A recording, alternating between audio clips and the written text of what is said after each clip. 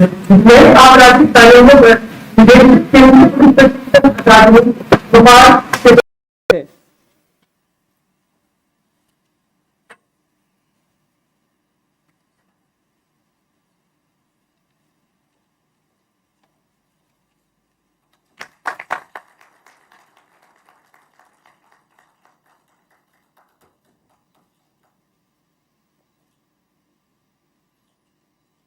धन्यवाद महोदय।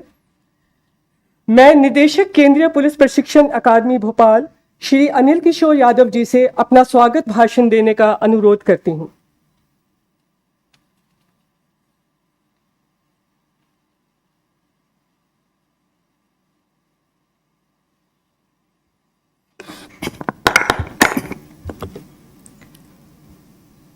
जय Hind. Honourable Mr. Justice Anirudh Bose Saab, Chief Guest of this session, this inaugural session of 39th National Symposium of Heads of Police Training Institutes, ADG BPR&D Ravi Joseph Loku sir,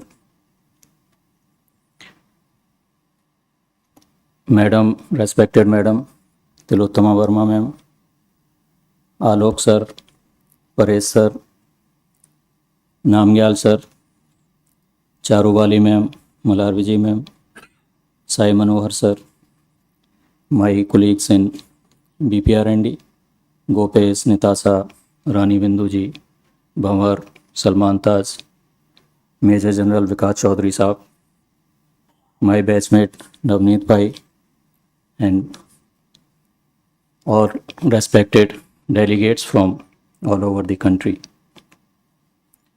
This is our pride privilege to welcome you on this campus. You are most welcome this in Central Academy for Police Training, BPR&D Ministry of Home Affairs. This academy was conceptualized in the year 2009 and it took 9 years. जब वो बीज था वो फलीभूत हुआ इस campus में, इस भवन में, जब 31 मई 2018 को तत्कालीन माननीय गृह मंत्री श्री राजनाथ सिंह जी द्वारा उद्घाटन किया गया। तो 31 मई 2018 से ये अकादमी इसी कैंपस में कार्यरत है। और इस बीच यद्यपि मूल जो इसकी कॉन्सेप्ट थी उसकी सभी राज्यों के DYSPs के बुनियादी प्रशिक्षण के लिए और उनके लिए इसी तरह की ट्रेनिंग एकेडमी बनाने की थी जैसी हम लोगों के लिए इंडियन पुलिस सर्विस ऑफिसर्स के लिए नेशनल पुलिस एकेडमी हैदराबाद है। But due to various reasons those states did not come on board for that, so other specialized courses and other activities we have been taken for those years, for those long years. And recently when these new criminal laws were enacted on 25th of December, these were notified in the evening, and within less than 48 hours we had to start capacity building programs on new criminal laws.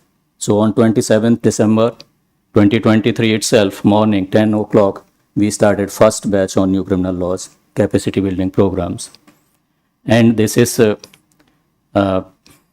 really very, we feel very satisfied and some pride that Honorable Chief Guest, I want to mention that 33 orientation programs for learned judicial officers, all ranks of trial court judges, right from judicial magistrate to district and sessions judges. So 33 orientation programs we have successfully conducted here on this campus, and thank you. Around 2,000 judicial officers have come here in this auditorium and those conference halls. So new criminal laws and other activities also. We are some center of excellence, some schools, drug law enforcement, traffic, prosecution, etc. So these have been some activities in brief of this academy So I again welcome all learned participants, I mean delegates, and everybody here that we are on this occasion, 39th National Symposium. We welcome you all. Thank you very much. Jai Hind.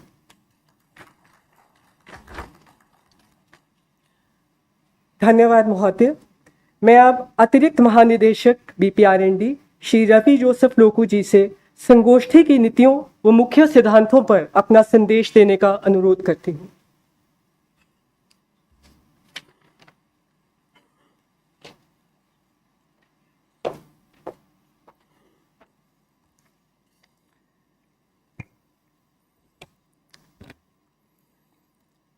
Esteemed Chief Guest of this symposium, Honorable Mr. Justice Aniruddha Bose, Director, National Judicial Academy of India, and other dignitaries on the chair, and all the luminaries and the very, very senior officers.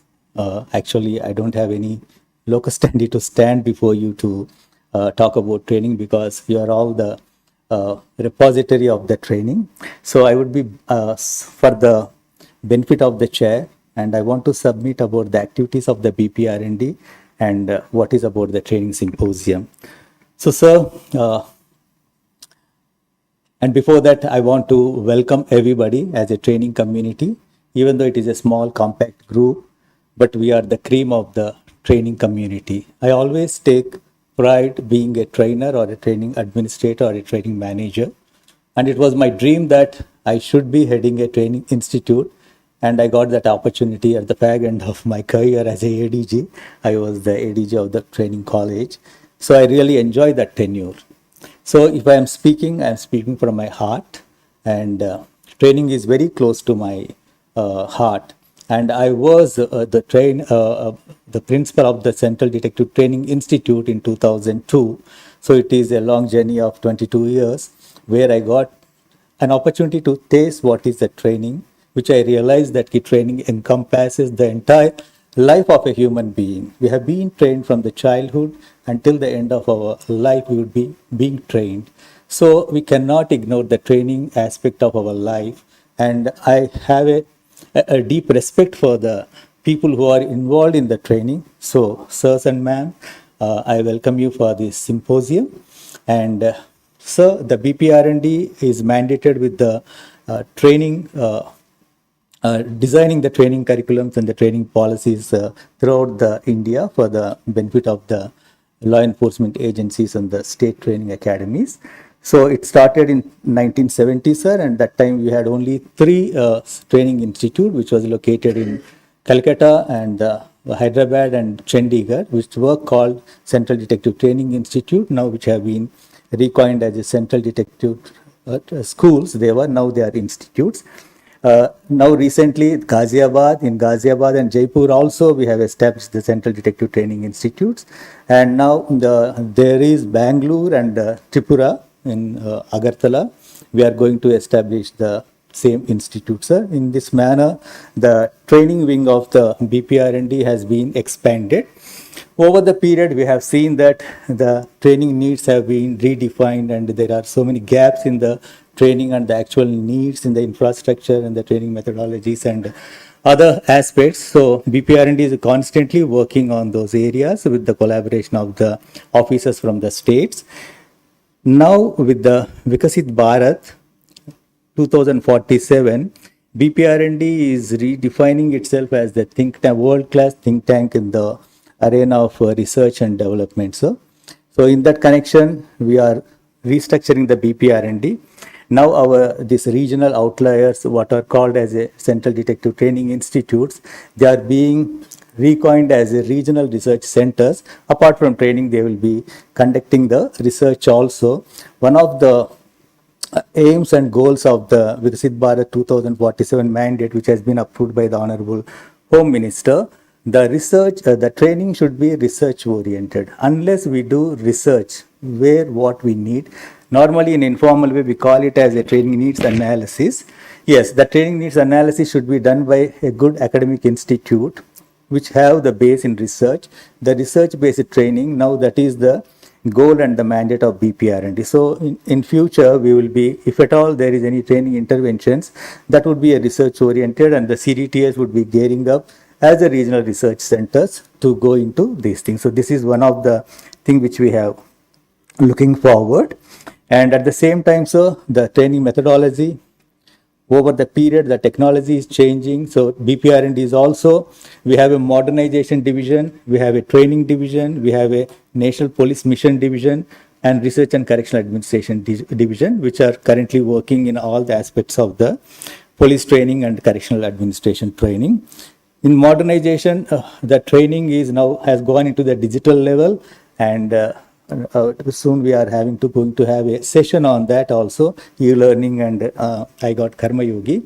And we are looking forward in the training methodology to have the augmented reality and virtual reality kind of training set up in the training institutes. And we have taken up the standardization of the syllabus also, seeing the needs and the functions, roles, and activities and competencies. The FRAC method, we have devised a training module for all the three entry levels, the constabulary, sub-inspector, and DYSPs. So in this manner, sir, we are redesigning our strategy of standardization of the training. And now, sir, we are entering into, as in the other countries, wherever the police training happens, sir, that has been creditized. Like here we take 2 years of training, but no university has recognized that kind of training in spite of spending 2 years in an institute. So now the concept is that wherever we get trained, it should be accompanied with the certificate by a proper university, so that we can claim that we are a certified holders in that kind of domain knowledge. So in that, sir, we are going for the creditization kind of program, which would entail that in the career, if a person is doing some training, like he attended 1 week training in one institute and 10 weeks training in another institute, or 3 days training. So each training module would be having some credits. So he would be accruing the credits, and that credit will accumulated, and when it reaches to a certain level of credit hours, then the university would be giving them the certificate or diploma in that aspect. So in that, we are also have an MOU with the Rashtriya Raksha University, which is for the internal security studies. It is developed in Gandhinagar. So in that way, sir, we are collaborating with all the academicians and young professionals. In this manner, the BPR&D is progressing.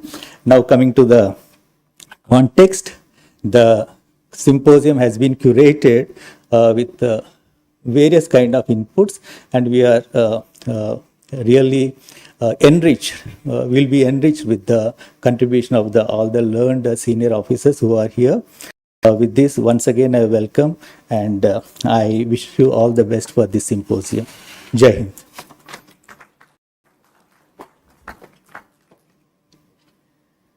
धन्यवाद महोदय। अब मैं आज के समारोह के मुख्य अतिथि माननीय न्यायमूर्ति श्री अनिरुद्ध बोस, माननीय निदेशक राष्ट्रीय न्यायिक अकादमी भोपाल से अपना संदेश देकर इस संगोष्ठी का विधिवत उद्घाटन करने का अनुरोध करती हूँ।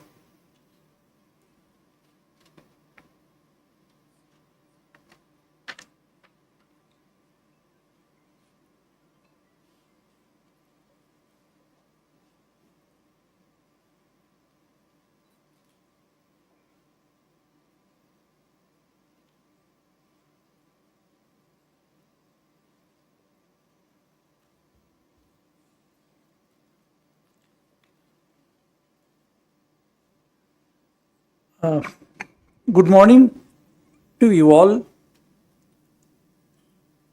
and particularly I thank this academy for calling me over for addressing so many senior police officers who are also trainers.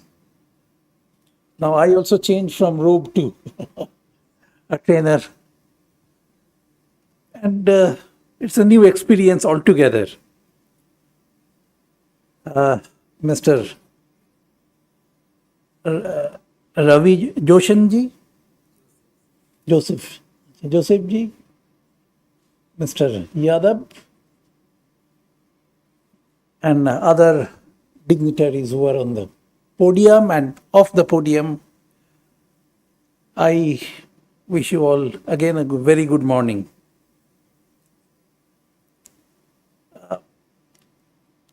I also thank the CAPT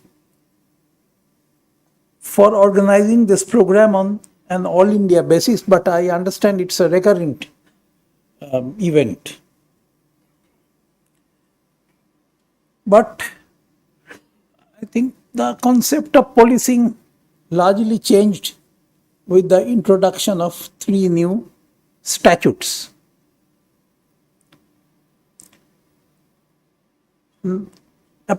I think these were necessary because new techniques were being deployed by the criminals for commission of crimes, and more statutes are being provided with prison terms, and this is making the job of policing more complex.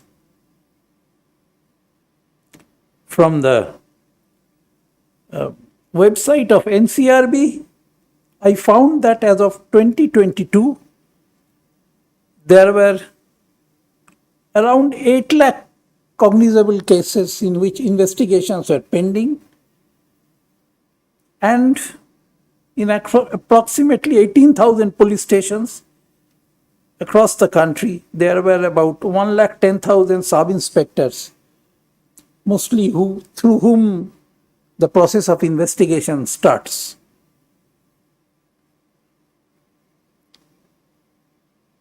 And since since number of statutes have been penal consequences ever increasing, I do not know whether any compendium or some list is mentioned about how many statutes have penal visitation. I do not myself have any direct knowledge, but again, going through the NCRB records, I found 2022 there were 67 statutes apart from the erstwhile IPC in which cases were pending investigation. Do you have a list of statutes having criminal element? Okay, I didn't look at it.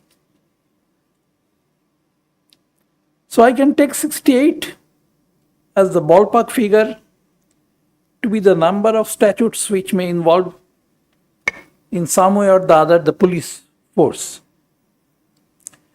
These facts clearly reflect the load which the police force in India has to carry. And beyond the number of acts which would engage the police force, the BNSS and BSA, I'll use the short form for convenience of all of you. These statutes are providing some kind of ease of combating crime, like ease of doing business. And various changes have been incorporated. I'll briefly come to those changes, but all of you are aware. Now, what are the areas that require training, and what would be the methodology of such training? We at the National Judicial Academy are introspecting these aspects in the case of judges, and what kind of training a policeman would require in the days of electronic intelligence gathering is a task which we have to engage in. And it would be safe to presume that It is for this kind of activities the present program is being organized. So far as increasing the load of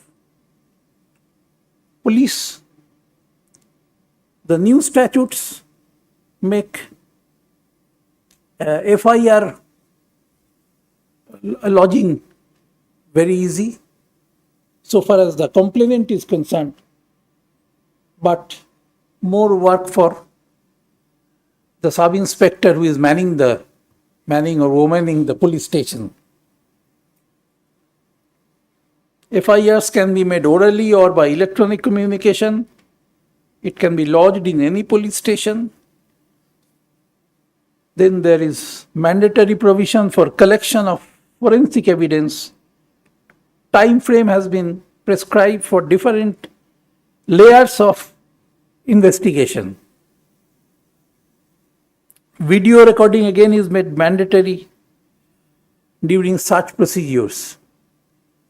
Now this entails keeping the electronic records. This also has to be picked up by the people who are in this 18,000 police stations.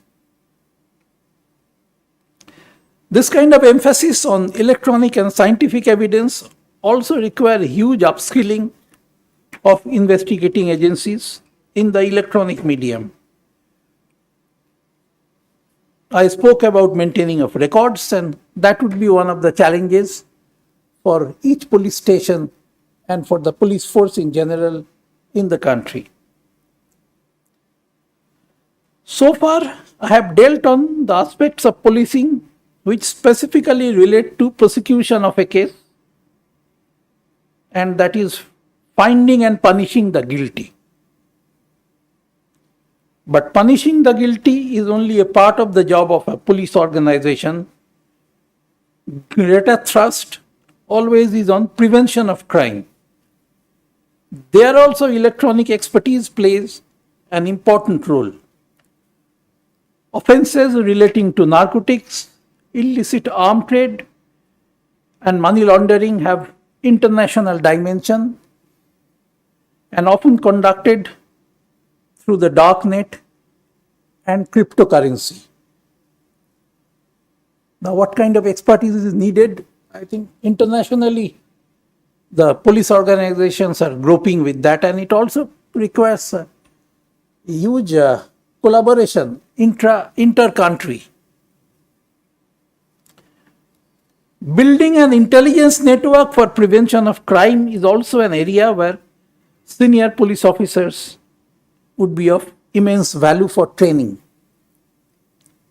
Parallel to the electronic route, human intelligence continues to play a vital role. What we read in the papers recently in relation to the turmoil in the Middle East show how human intelligence gathering continues to play pivotal role in times of war. So would be in times of peace.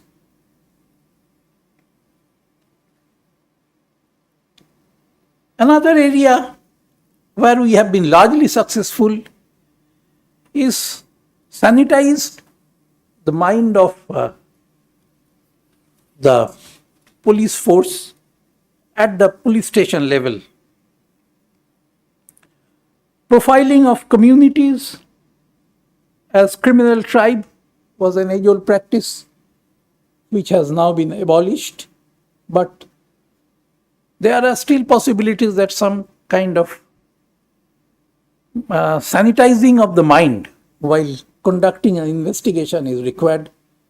This is what we tell our newly inducted judges also, because no matter we say, how neutral we are, there are deep-rooted prejudice which have to be found out in the mind and treated. Police force is a unique organization in modern society. In my childhood, telephone directory was one of the many Googles we used, and the title page always carried 3 numbers in bold font. 100, if I recall, was the number for police. And the other two were fire brigade and ambulance, 101 and 102. Now, none of us has any telephone directory. I don't know whether BSNL still publishes it or not. But this 100 remains etched in mind. Now, of course, many large cities have got this 911 or something like, yes, something like that, mainly to get immediate police help. It is, that is, the police force is the only state institution to which a harried citizen can look to after 5 p.m. Now, this factor we very often forget. The other institution is hospital, but there people go only for sickness. But any other problem after 5 p.m., the police station is the only face of state available. So first reaction for anything, whether the police, it's a crime, recognized crime or not, is to go to the police station.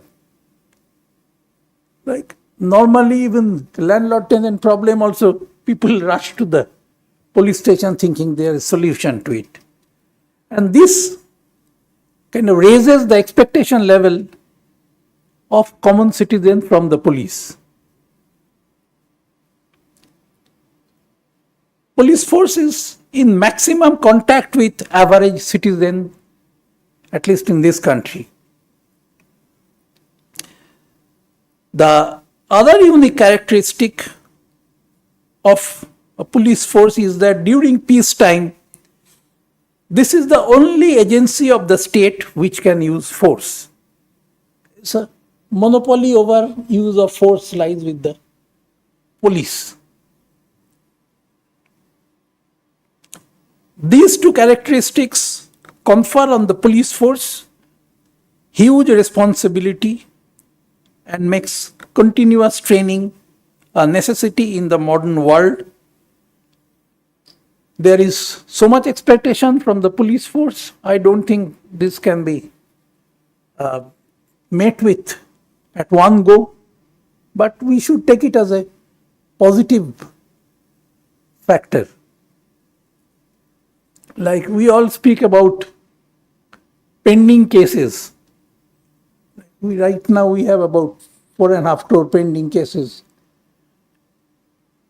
But people normally don't look at how many cases are being resolved, which was about 2.5 crore last year. And the very fact that so many people are coming to courts itself is a positive signal. Similarly, so many people are coming to the police force or police station in a way is a positive factor, because there is no other agency to whom people can go to in distress. I wish this program great success, and thank you again for giving me opportunity to address you this morning.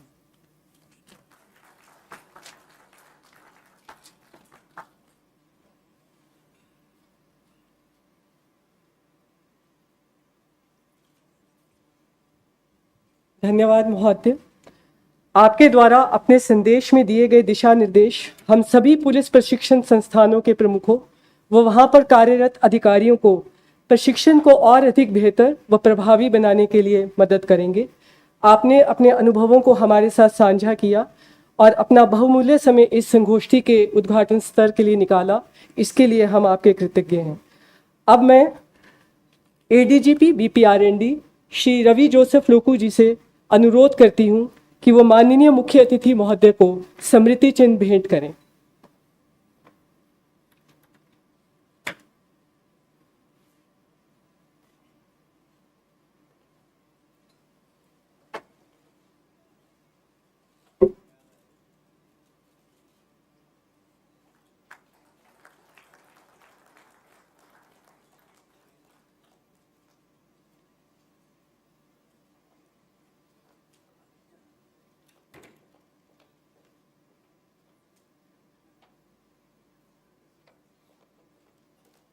धन्यवाद महोदय।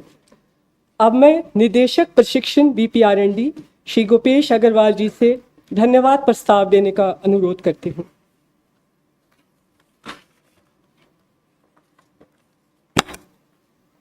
Good morning, everyone. Respected Honorable Sri Justice Aniruddha Bose sir, respected ADG Sri Ravi Loku Joseph sir, respected Director CAPT Anil sir, Natasha DIG Training, other respected senior officers present here, my dear friends. Firstly, I would like to extend my heartfelt gratitude to our Chief Justice, Honorable Sri Justice Aniruddha Bose, Director National Judicial Academy. We are deeply honored by your presence here today. Your insightful words and guidance have not only inspired and motivated the delegates, but have also highlighted the significance of this symposium. I would also like to thank Ravi Loku Joseph sir, ADG, Anil Kishore Yadav sir, Director CAPT, Natasha, DIG Training. Your support underscores the vital role that such symposium plays in enhancing the capabilities of law enforcement officers. I also wish to express my sincere gratitude to Director General of Police of all the states and union territories for nominating their senior officers. Their continued support and faith in us is immensely valued and appreciated. I would also like to express my gratitude to all the learned officers participating in the symposium of heads of police training institutes for sparing their valuable time for this program. Furthermore, I would like to extend my compliments Team CAPT for their hard work and dedication in conducting this program. Thank you all once again. Jai Hind. धन्यवाद महोदय। अब मैं सभी उपस्थित अधिकारियों से राष्ट्रगान के लिए खड़े होने का अनुरोध करती हूँ।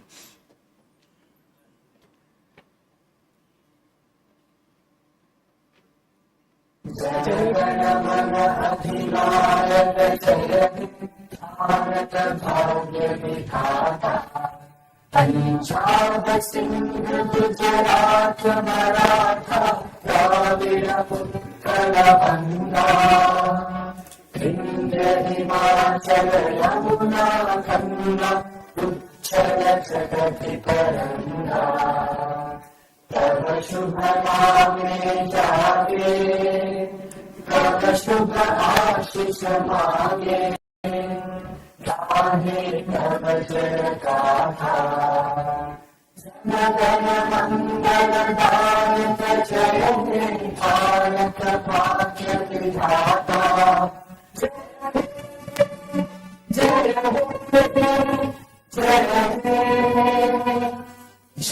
जय जय जय धन्यवाद। Now I request all to please assemble for group photograph in front of the academic building, and after that for high tea in the lawns. Thank you.